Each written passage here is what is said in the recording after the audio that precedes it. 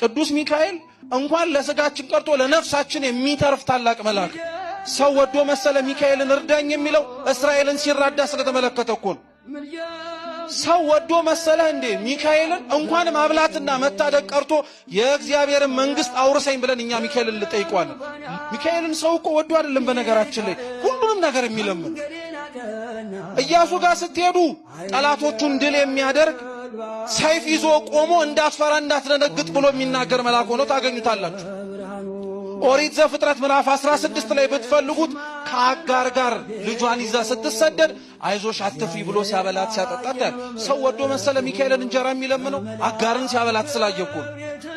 ዳንኤልም በትንቢቱ ላይ ተናግሯል።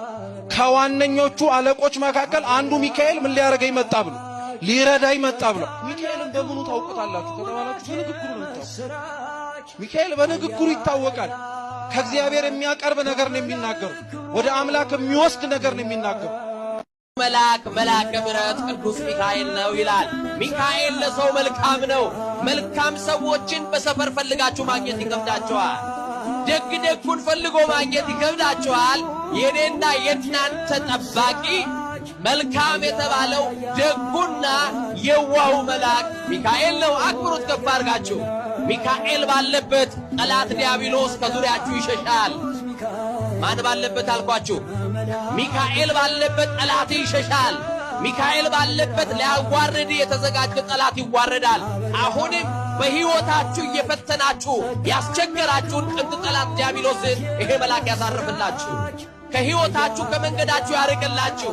እንኳን ሚካኤልን ጠርታችሁ የሚካኤል ስዕሉ ካለበት ዲያብሎስ መቆም አይችልም።